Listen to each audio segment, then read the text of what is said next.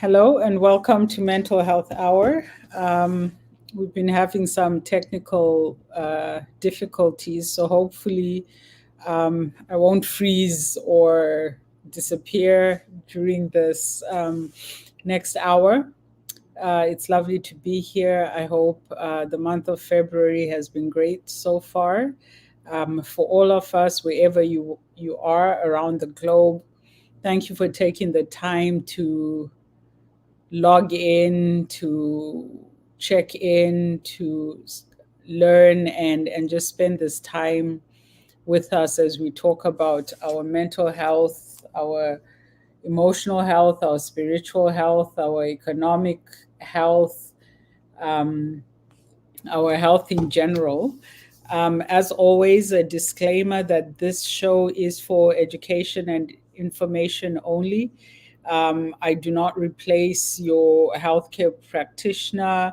I am not providing you with psychotherapy. I'm providing you with information so you can get psychotherapy.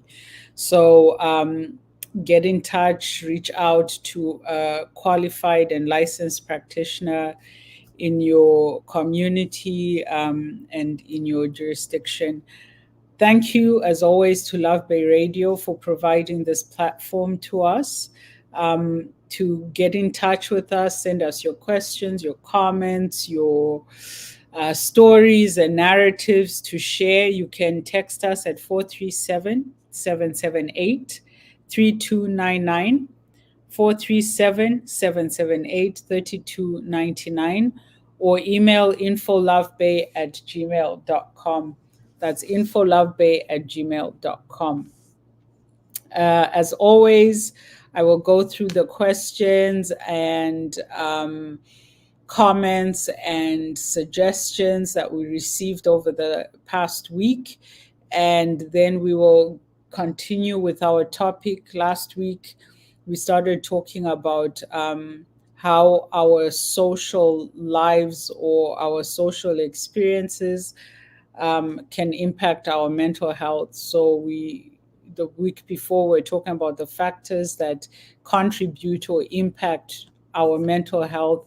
And last week, we're talking about our social lives, our social consumption, use of even social media, our relationships and friends, and all of that, and how that directly or indirectly can impact our mental health. Today, we will go a little bit deeper into some of those social aspects. So, we'll talk a little bit about boundaries, a little bit about nurturing our relationships, because people sent in some of their topics. And I'm seeing even from the questions from this week that relationships are a big topic and big issue. So we will get into it bit by bit and really unpack the subject of relationships. And we can't talk about relationships without talking about boundaries. We can't talk about relationships without talking about communication, without talking about even safety and some of those aspects that make or break our relationships, which can make or break our mental health. So we'll get into that as we progress. But before I go any further, let me get into some of those questions and comments that we received over the last week. I will answer as much as I can, but some things I might say we'll talk about at another time, just so we're not jumping around back and forth and all of that, because I really want us to be able to focus and pace our learning and pace our discussion so that we can really get in deep into these topics and not just kind of surface stuff, because I think sometimes or in many situations what makes a situation worse is the fact that we don't have adequate and I'll say, effective information, especially from a psychological perspective, and I always talk about how we take some of these technical and clinical terms and we apply them to pop psychology, and they lose their meaning, their importance, their significance, their relevance. And like, you can be talking about, I know, like, before the holidays we were talking about triggers, and that's a word I hear all over the place. But when we really get deep into a topic, we learn what that term means. We It also gives us the opportunity to take inventory in our own lives, to self-analyze and understand maybe why we're engaging in certain patterns of behavior, why things are unfolding the way they are. And so even properly defining and understanding some of these clinical terms is really, really important. A word like boundaries, for example, it's an everyday word in the English language. But when we start talking about it from a clinical perspective, it doesn't mean that the word itself is clinical. But when we start talking about these things from a clinical perspective, we start to really understand how we can apply these ideas and concepts in our own personal lives, um, without leaning into the pop psychology, which honestly, in many situations, does more harm than good. Okay? All right. So um, let's see who wrote in and from where. I think for the most part, we're here in North America. Some messages from the US, definitely from Canada. But I would like to start with a message we received from Belgium. So thank you to this listener in Belgium. And she says, I would like to know how to overcome loss. I miscarried my daughter at 4 months, and it's been 15 months now, and I'm still overwhelmed with grief. Counseling has not helped. So, first of all, you do have our condolences, and um, our hearts go out to you. Miscarriage it is a huge loss, and it's not something that a lot of people can heal from easily. I personally have never met anyone who could just shrug and say, "Oh yeah, I had a miscarriage," and shrug it off. It's a loss, and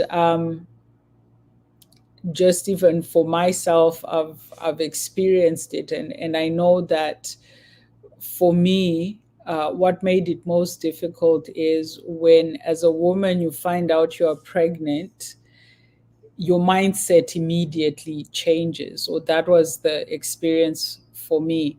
As soon as I knew I was carrying a child, my mindset, my even identity, and the way I thought of myself immediately changed.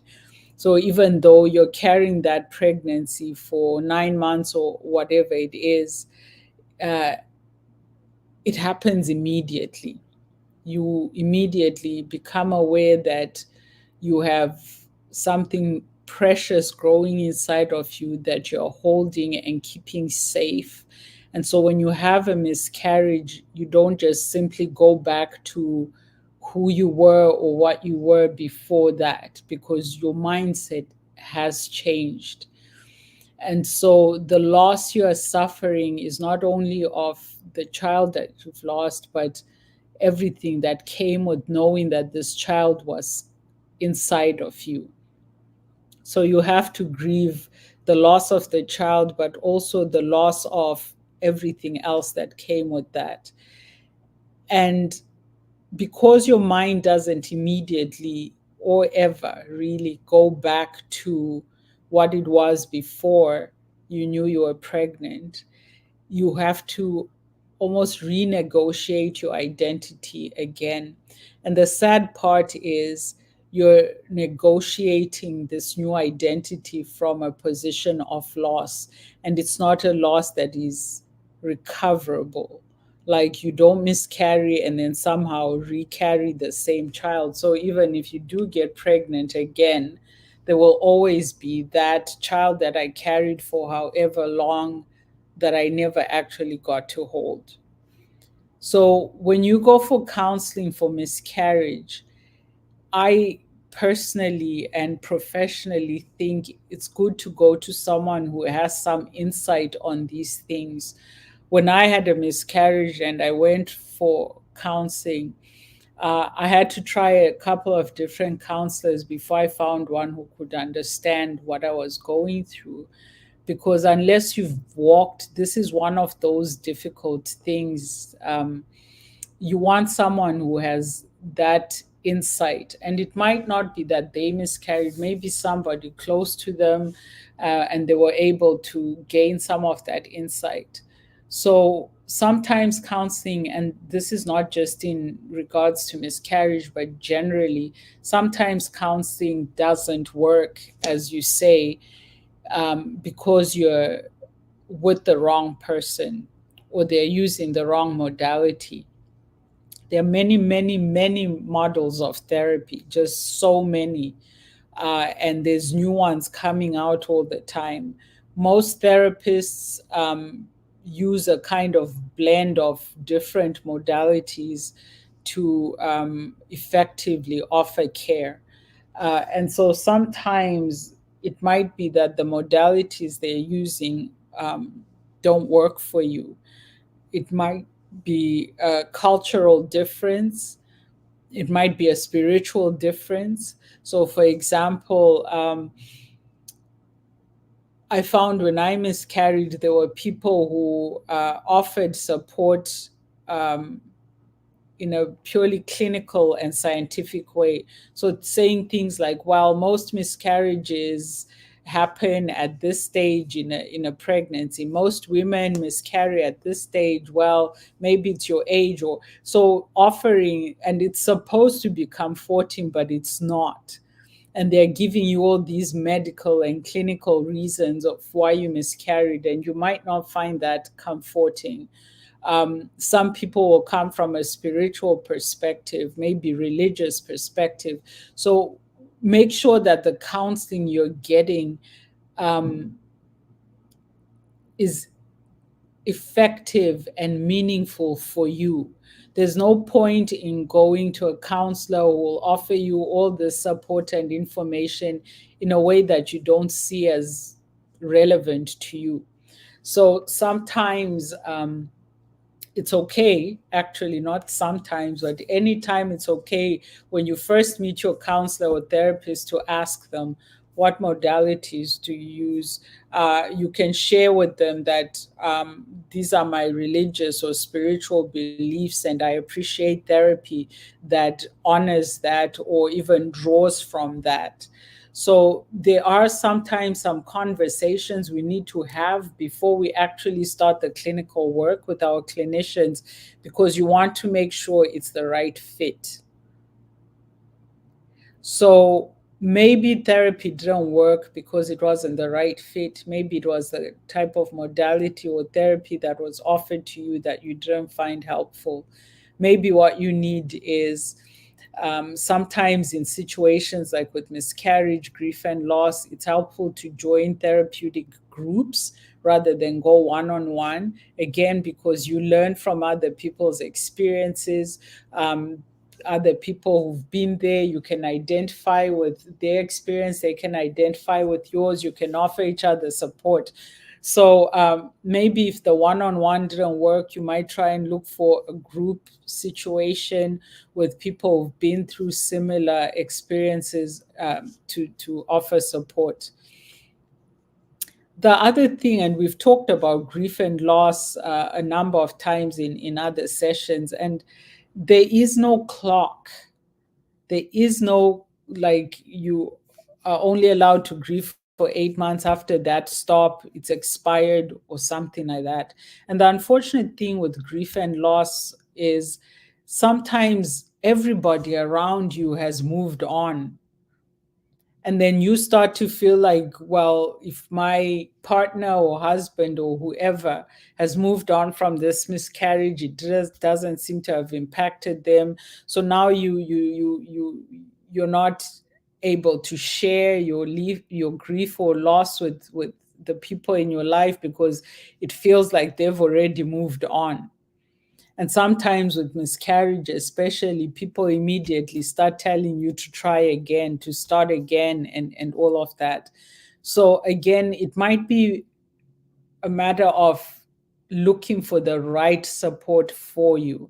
And sometimes that support, unfortunately, doesn't come from the people in our lives, our partners, our parents, our siblings, our best friends, and all of that, because they don't know and have not experienced. Even though it's your partner, you were both expecting this child, their experience is very different from yours. I read somewhere recently that for a woman carrying a child, motherhood starts at conception. And then for a man, they would normally start to feel like a father when they've actually seen the child, when they've actually held them. Before that, it's all kind of abstract. So it might be that the people around you can't support you, and so you're feeling isolated in your grief, which can sometimes prolong the grief. So again, look for the support that you need that works for you. And be okay with people moving on. Like, don't resent them for not grieving the way that you're grieving, because on top of that grief, you start to add resentment and anger and all other types of emotions. So focus on what kind of help and support do I need. Learn how to ask for that help and support. Even when you go to see a counselor or a therapist, don't assume they know exactly what kind of support you need, because that's not the case. And that's why it's important to ask, how do you work? What modalities? Do you use any kind of spiritual resources, religion, meditation, whatever it is? Have that discussion before you start getting into the clinical work. I hope that's helpful to you in Belgium. And being overwhelmed with grief, again, like I said, pace yourself. I'm sure there's some days that are easier than others, and be aware of this and be okay with it. Grief is not something that you rush, that you put a timer on. Let it unfold as it will, focusing on your health and your mental health, and focusing on coping strategies as well. How do you cope while you're still grieving? How do you cope with that loss?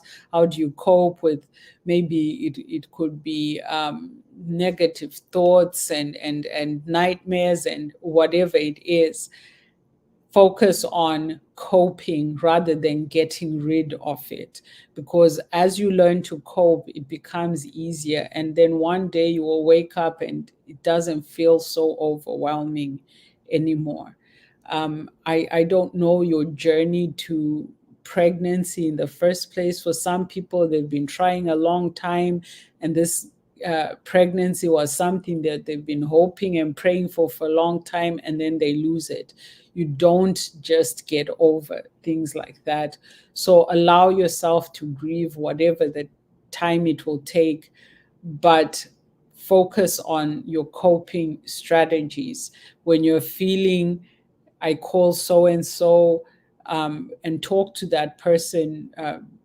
Have a plan with them. If it's your partner, sit down and talk to them, tell them how much you're struggling and the kind of help that you can need, what they can offer, how they can be there for you. Okay, I hope that's been helpful to our listener in Belgium. And again, my heart goes out to you. And yeah, I, I understand as much as a person can understand another's experience, mostly through my own experiences. Okay, Fulton Street. I'm not sure where Fulton Street is, but we have a listener from Fulton Street and who says, "Can you please continue to speak about alcoholism? My daughter's friend is only 19 years old and always seems high. My daughter confesses that she smokes to stay calm.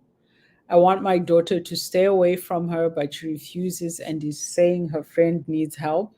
This is causing a problem in our home." Okay, so this is a mother who's concerned about the company her adult daughter. Here in Canada, 19 years old is an adult, as in other parts of the world. In other countries, it's 21, in others, 25, in others, no one ever grows up. Okay, so here's a mother who's worried about her daughter's company. A friend who smokes to stay calm, which sounds like some kind of self medication going on there. And your daughter is refusing to give up on her friend, and she's saying she needs help, and that's causing problems in your home. Now, there is another question that also came in from a mother in Mississauga who says, "My son in law is an alcoholic, and my daughter refuses to see it for what it is. I know she's concerned and is putting on a brave face in front of the family, but deep down inside, she's hurting. How is a mother to deal with this situation, seeing my daughter in pain?" I decided to read these two messages together because, and I think we've spoken about this in the past, boundaries, right? We will be going into boundaries there, but both these mothers are mothering adults. And the thing about mothering adults is we can't tell them what to do. There's some things that they'll allow us to tell them what to do. And then there's some things where they'll simply say, like, no, butt out, this is none of your business. And we need to respect that. We need to respect that. And we need to trust that we raised our daughters well enough for them to be able to make these decisions.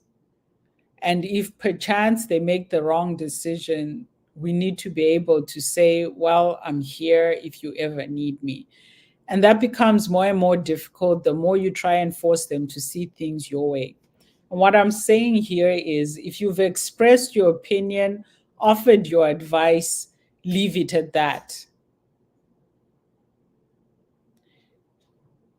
Trying to force your adult children to live the way you want, to see things the way you want, particularly when it comes to their relationships, their friends, their partners, their spouses, even sometimes their children and how they're raising their children.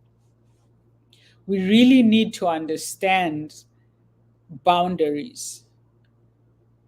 It is not your job, even for a small child, it's not your job to choose their friends.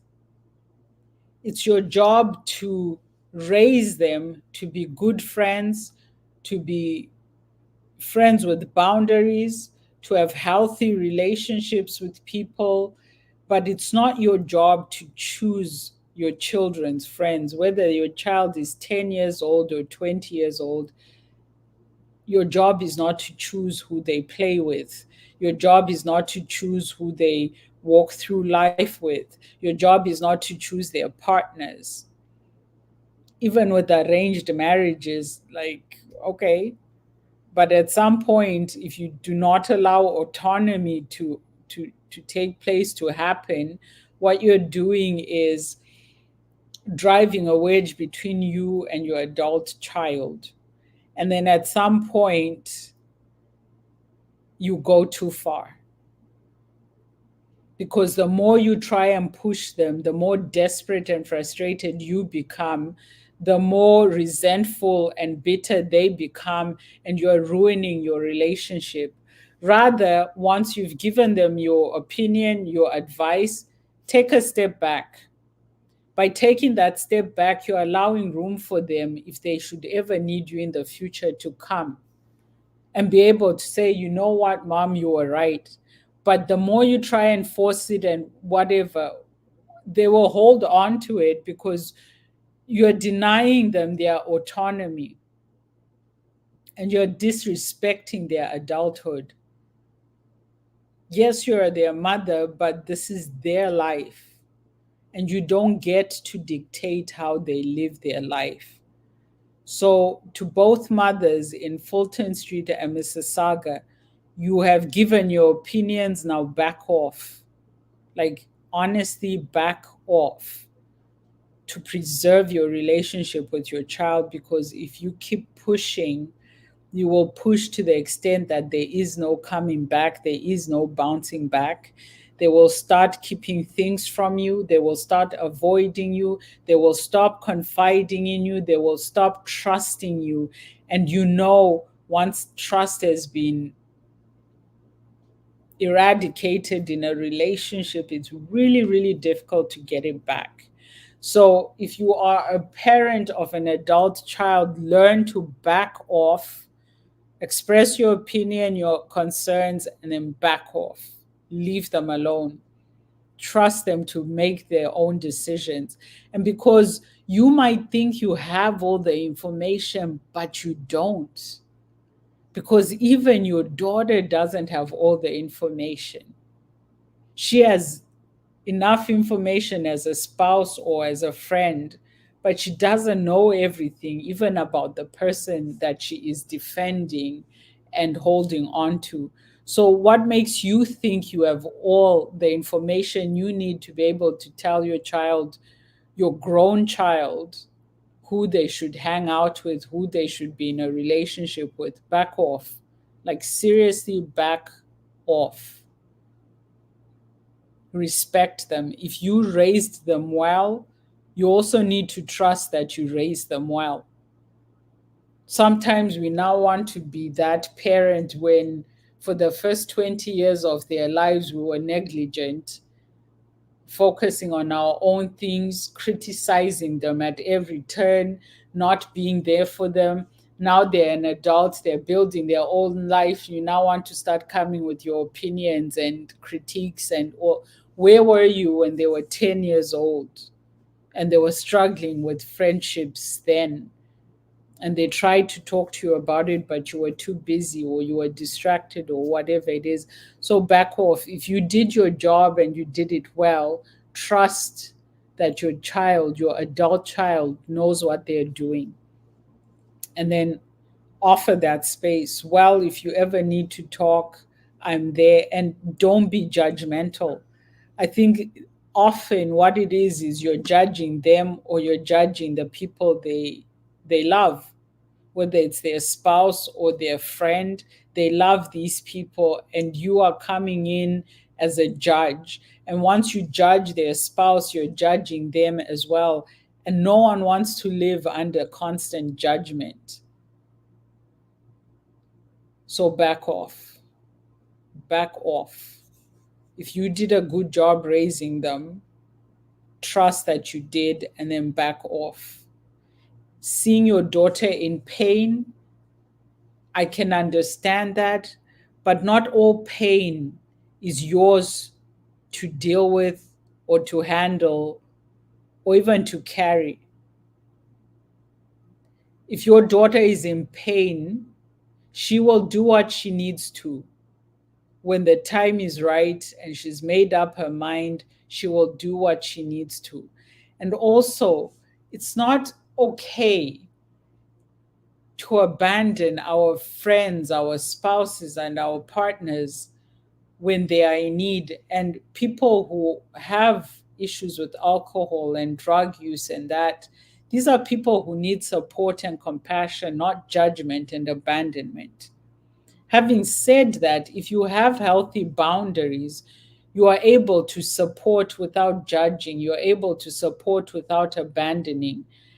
And as a mother of adult children, if you have boundaries, you are able to be there for them without creating issues in your relationship with them.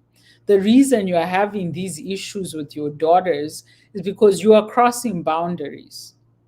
So back off, respect their boundaries, respect their autonomy, focus on your relationship with them rather than their relationships with other people, because those really, really, when it comes down to it, are none of your business. But your relationship with your daughter, that's your business. Focus on that. And if what you're doing is putting that relationship at risk, then you need to stop, because as adults they have every right to tell you, like, mind your business, and they're not wrong. They're not wrong. Sometimes as parents we entitle ourselves to our children's lives in ways that are inappropriate and detrimental, destructive, but we feel entitled to it because I brought you into this world, I raised you, I sacrificed this and that and that. So now I'm entitled to tell you your husband is this and your friend is that. No, you are not. You're absolutely not. And the more you do that, the more you risk destroying your relationship with your child. So back off, respect boundaries, focus on your relationship with your child, not your child's relationship with other people, because that's none of your business. Okay? All right. So that's to our mothers in Mississauga and Fulton Street. We've been to Belgium. Now let's come to New Jersey. Okay. So Melissa from New Jersey says a great topic is the power of forgiveness, self-compassion, and self-love. I'm trying to recover from a horrendous situation, and a segment of this would be of great help. Melissa, I've heard you, and we're getting to that. Not this week, but we are definitely coming to that. So please keep listening. Please keep engaging with us. I'm not ignoring your message. Like I said, I don't want us jumping from here to there, because I want us to be able to really get into these topics. And next week, we'll start focusing on. Uh, we this week we'll talk some more about boundaries and nurturing our relationships, and from there we'll start looking at that journey of personal growth, where we're talking about self-esteem, self-judgment, self-worth, self-love, all this self. So Melissa, it is coming. Self-compassion, self-love, that is coming. So please keep listening, and your question will be answered for sure. Okay.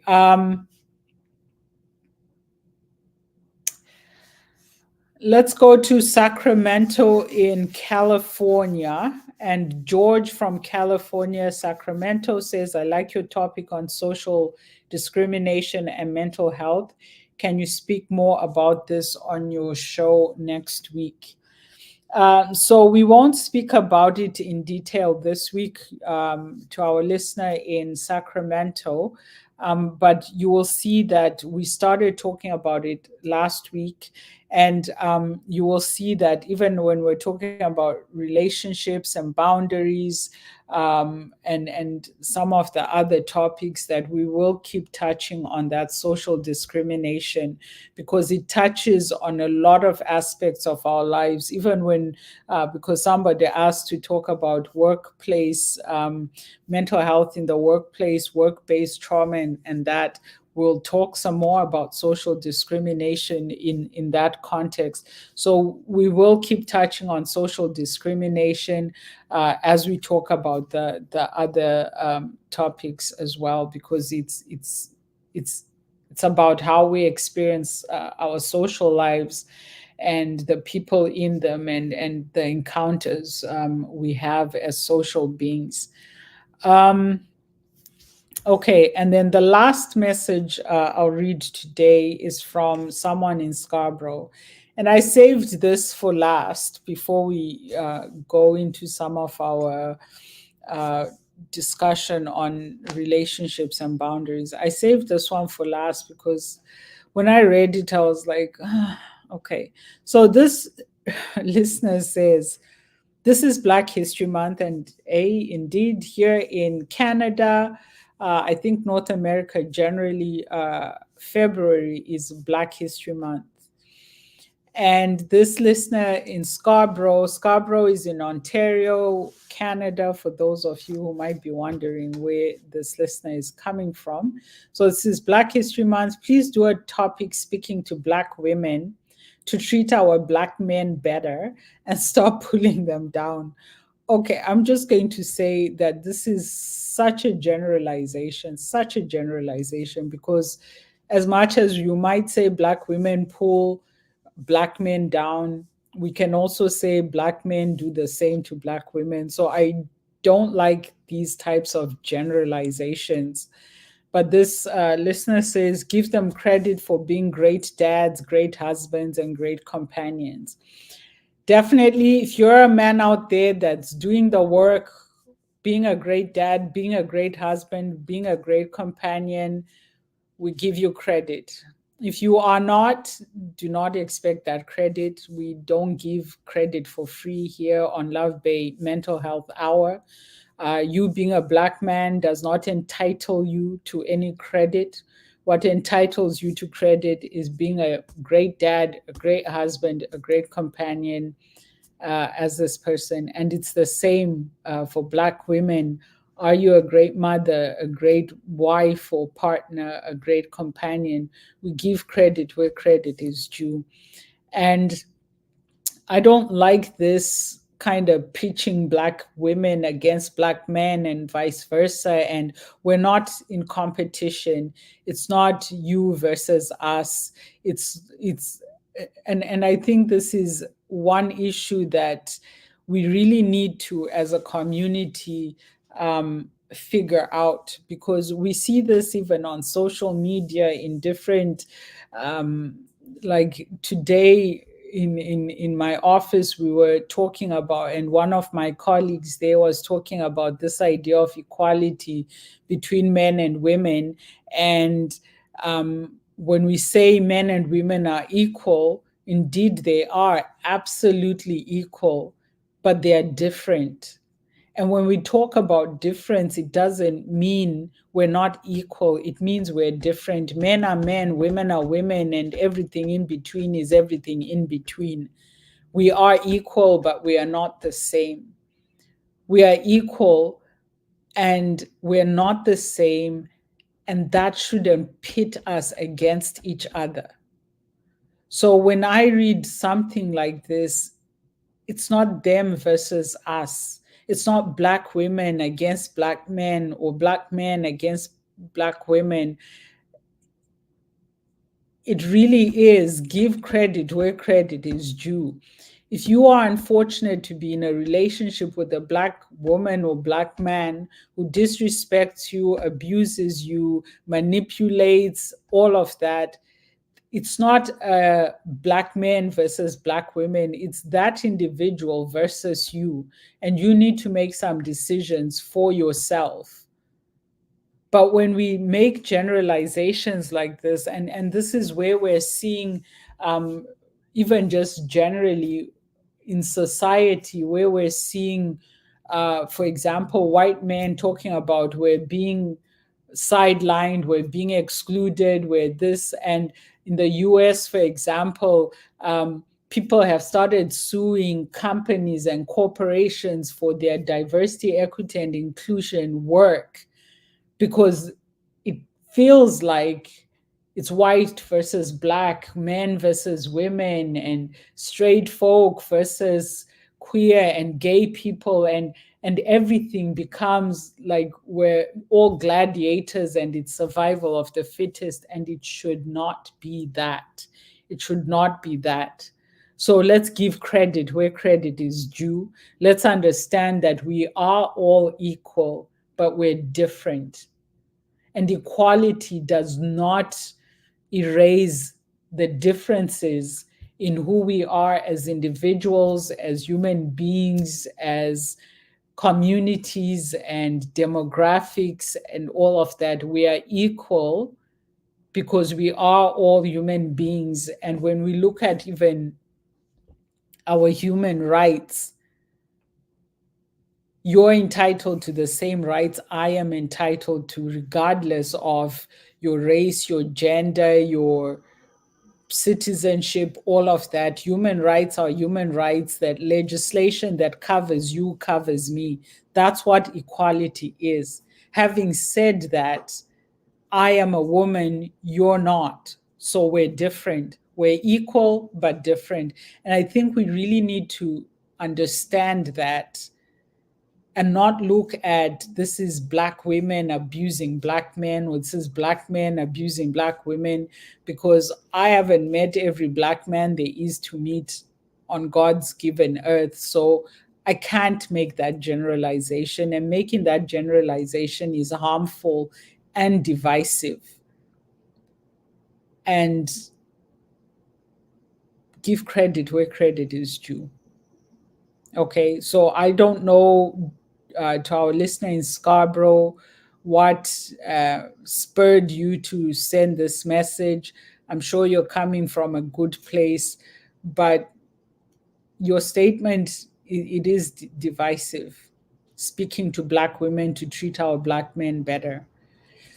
Yeah, and stop pulling them down. Yeah. It's not a black women versus black men thing. It's not. It's about individual relationships and how we navigate those relationships. And often, where this pulling down of people is coming from, um, is what we need to explore and what we need to resolve and mitigate. Okay. So let's start talking about relationships and boundaries. And I think that last comment or from our listener in Scarborough brings us into this topic of relationships and how we navigate our relationships, how we define our relationships, even. And this could be romantic relationships, familial relationships, work relationships, relationships with your post person, relationships with your milk delivery person, relationships generally. And the best way to start building a healthy relationship really is defining it. We know, and this is again pop culture and all of this, that I don't want to put a label on our relationship. And we come across that in the dating world, right? You've gone out with a person for 4 5 times, and now you're like, okay, before we go for date number 6, what are we doing? And the person turns back and says, I don't like to put labels on things. By all means, put a label on your relationships, because without that label, you cannot have effective boundaries, which are very, very important. And you cannot have healthy communication, healthy engagement, healthy interactions when you don't have a label on that relationship. So if you're out there and you're dating and you ask somebody, what are we doing? And they come back with, I don't want to put a label on it, walk away. Because if they don't want to put a label on it, they also don't want boundaries. They also don't want anything meaningful, because how can you have a meaningful relationship when you don't even know what it is? Walk away. Say goodbye and good luck. I'm going to look for something that I can accurately label. I can accurately and effectively have healthy boundaries, and you can't do that without a label. Simple example is a mother-daughter relationship. That's the label. I'm your mother, I'm your daughter. This is a mother-daughter relationship. That's the label. And with that label, we know that, okay, so that's the mom, that's the daughter. This is how respect is communicated and shown and expressed between mother and daughter. These are the boundaries. Like we were just talking about mothers trying to tell their adult children who they should be married to or not married to, how they should handle their marital relationships, their social relationships. That's a mother daughter relationship. And we know when boundaries are being crossed because we know what kind of relationship that is. So if you're out there and dating and you're doing relationships with no labels, um, you're headed for disaster. And this is where sometimes you find yourself going from one situationship to the other because you don't want to label it. Actually, even situationship is a label that helps you know that, okay, this is nothing serious. I'm going to be left high and dry if I invest too much into this. Labels are important in relationships, dating relationships, familial relationships, work relationships. You know who's the boss, who's the supervisor, who's the supervisee, who's the mentor, who's the mentee. Relationship labels are important because they help us establish healthy, effective boundaries. You cannot do that if you have no label on that relationship. Okay? So when we talk about relationships, we need to know the boundaries of that relationship. And boundaries are not organic. Let's not take it for granted. Boundaries are not something that happen automatically. Okay? There are things that you should discuss at the beginning, in the middle, now and again, regularly. Discuss your boundaries, evaluate your boundaries, take inventory, analyze, are these boundaries working? And the boundaries that might be good for me might not be good for the person I am in a relationship with. So we need to talk, we need to have that discussion, we need to negotiate, right? Some boundaries are set in stone and some aren't. Do you know which is which? So you might be married to someone, and in your mind, and I read this the other day where uh, somebody was saying, if you're married in a healthy, committed relationship, you are not supposed to have close friends of the opposite sex, right? So that's a type of boundary. And you might be in a relationship with somebody who's always had close friends of the opposite sex. And for you, that's a big no no. If you don't discuss that and negotiate that and work around that, your relationship is going to experience a lot of challenges. You're going to have a lot of tension in a lot of situations. So you need to discuss boundaries and label those as well. Like clearly state that for me, this is a boundary. And when you cross that boundary, these are the consequences. This is the impact. This is how it makes me feel. This is how it will destroy our relationship or impact our relationship. You have to have those discussions. Clearly label your relationship, clearly label the boundaries, clearly state what is the impact of breaking those boundaries, consequences of breaking those boundaries. Sometimes we use language like deal breakers. For me, this is a deal breaker, which means if you cross that boundary, we're absolutely done. Like there's no negotiation. You have to have those discussions with people you're in relationship with, at work as well. During my lunch hour, I want to rest and relax. So please don't come and discuss work with me while I'm having lunch. That's a clear boundary. You're letting your colleagues know instead of being snippy and snapping at them and being rude when they come and disturb you during lunch and you never told them that that is a boundary for you. So you have to have these discussions, clearly label boundaries, clearly state the impact and consequences of violating those boundaries. And this is for absolutely every relationship, even with your children, right? Sometimes we send mixed messages in our relationships because we don't clearly label the relationship, and we also don't clearly label boundaries and clearly state them and discuss them and negotiate them. and we're sending mixed messages. Today you're like this here, tomorrow you're like that there, and the people we're relating with are confused. Like, is she angry because of this, or is it because of that? And one day it's okay, and then the next day you have a conniption because that should never have happened.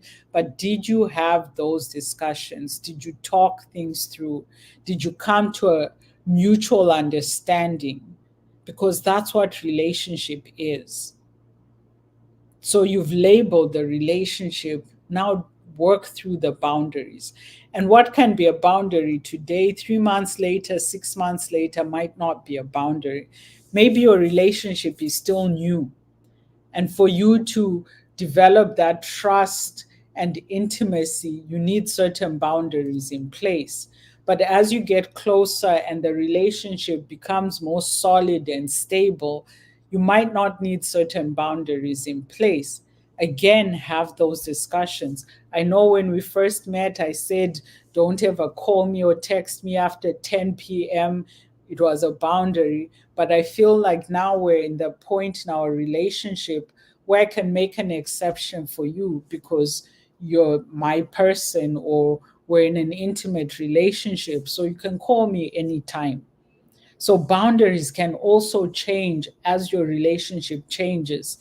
Maybe when your child was 10 years old, 12 years old, 15 years old, even, you had more of a say on where they can go, who they can hang out with, and all of that. But now they're a 19-year-old adult and you're still trying to know boundaries. Those are important. And I always say boundaries are not to keep things out, they're to protect what is in, right? What is in that relationship. So think of boundaries as protecting what is within that relationship rather than as keeping things out. Because when you come from that position of it's about keeping things out, keeping things out, keeping things out, you can keep so many things out, but that doesn't protect the relationship. What it basically is like using that example of having maybe your spouse has a lot of friends of the opposite sex. Some of these friends, maybe let's say it's a man and his so-called close friends are calling at all hours of the night. Some close friend calling him at 11:30 p.m. and stuff like. Have you had those discussions? Have you had those discussions? So you need to have those discussions. Clearly state that these things for me are violation of boundaries. These things for me are putting our relationship at risk, are threatening to our relationship. And since the point of boundaries is to protect the relationship, it's not about keeping people out. So don't, your friends can't call after 11 because I don't want them in this relationship. They're in it.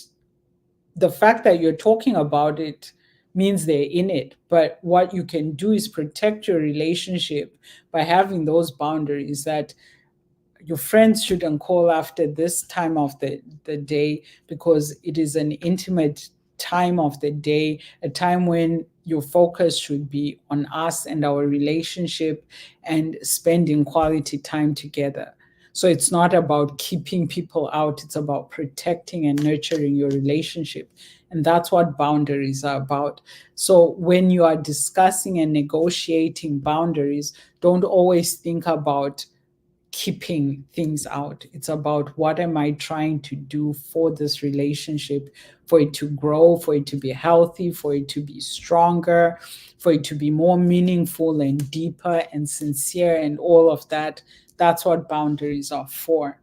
And when you focus simply on keeping things out, you develop a lot of blind spots in your relationships because your focus is on, I don't want other women calling my man. That's not the issue. 200 women can call your man at 11:30 p.m., but it's between you and him and your relationship. They can be calling, but because he understands the importance and the significance of that sacred, or call it sacred time, he won't pick up. And then these people will start to realize that if you call Jack at this time, don't bother. So they'll stop calling. But when you make it about them and keeping them out, it comes back to you're now dictating to your spouse or partner or whatever how they should relate with other people. And that's not good. That's not healthy. That's where you end up issuing ultimatums and getting into all sorts of arguments and fights because you're focusing on boundaries as a tool to keep people away, when really boundaries should be about protecting your relationship and giving it the space and the resources to grow. So we're only now starting talking about relationships and boundaries, and we'll keep expanding on these topics as we go. And like I said, it's always great to hear from you. So please do get in touch with your questions and your comments. Text us, email us. Text is 437-778-3299. You can email infolovebay@gmail.com. Let us hear from you. Share your experiences, share your suggestions, share your questions, and let's learn from each other. And just so you are aware, the topics that we will be talking about as we continue, we started off talking about when we say mental health, what are we talking about? And then last week, I started talking about the social impacting our mental health. And sticking with that social, we're talking about relationships, we're talking about boundaries. And it's not just romantic relationships, but it's all types of relationships, because you can have the best romantic relationship, but at work, you're constantly knocking heads with people, getting into tense situations, and that can impact your mental health. Or you can have the best relationships at work, be employee of the month, the most cordial, the most this, but at home, things aren't good. So it's all relationships. We're looking at your entire social life. And we're talking even last week about even our social consumption, the things that we absorb as social human beings, whether it's the internet, the shows we watch on TV, our social media, all of that, that's part of being a social human being. And even around that, we need boundaries in place, right? We need to know what am I consuming as a human being? How is it impacting my relationships? Briefly, last time I mentioned things like sex addiction, porn addiction, definitely alcohol and drug use as well, gambling, all of these socially detrimental behaviors that you might think are a personal thing, but they seep into your relationships and impact your relationships. So we'll continue expanding on those social aspects, on relationships, on boundaries next week. And please get in touch. You can call us, email us, 437-778-3299, or email infolovebay@gmail.com. Thanks to the Love Bay family again for this platform. It's always great to talk to you, to share with you.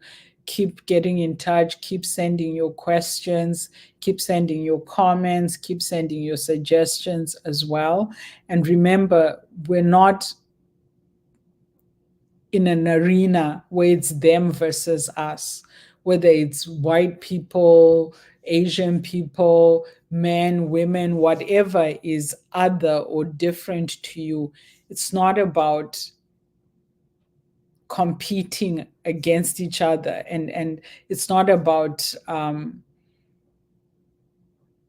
pulling each other down or pointing the finger, but let's really, as social beings, it's important that we understand that the best and healthiest way to be in relationship is not at loggerheads. It's not you versus me, but it's us working together, negotiating our boundaries, labeling our relationship, and understanding what that means.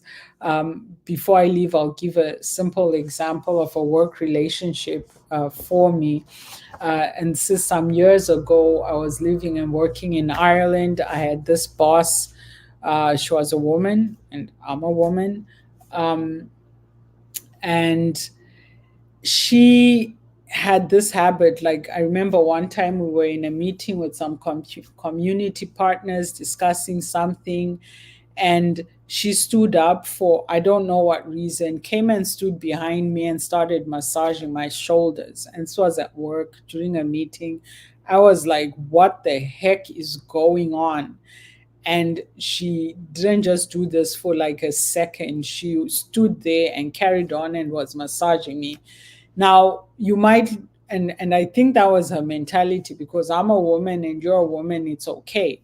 But what I said to her was, please don't ever, ever touch me again. It's not okay. It's not appropriate. It's a violation of boundaries. And just because you're a woman and I'm a woman doesn't make it okay. If you were a man or I was a man and you were massaging my, that's sexual harassment at work. So this is an example of why it's important to have boundaries in any and all relationships, and to clearly and I had to have that conversation with her, because her response was, well, you're going to have to deal with it because I'm a touchy feely person, I'm very affectionate. And I said, no, you will not be affectionate with me, I am not your friend. Which was like, well, can't we just be friends? I said, no, you are my boss, you are my supervisor, you're my employer, you're not my friend. So no touchy feeling, no hugging, don't ever touch me again. And this is our relationship.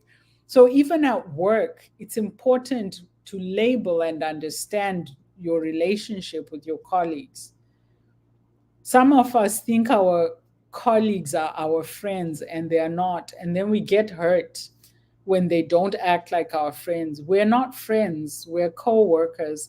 And I am friendly, but we are not friends. So even at work, know who your friends are and know who are not your friends, because it will really, really help you with those boundaries that protect your relationship, protect your employment. So I'll leave it there for this week. Have a great rest of the week. Um, Enjoy the month of February. Happy Black History Month to those of us who are celebrating it this month. I know Valentine's is just around the corner. For those of you who celebrate the Lover's Day, Valentine's Day, I'm sure you're planning, you're excited, you're busy. Here in Canada, I think in February, we also have Family Day, which is always, always great, because for me, nothing is more important than spending time with my family. So enjoy the rest of this month of February. I will talk to you next week. Be kind, be compassionate. Good night.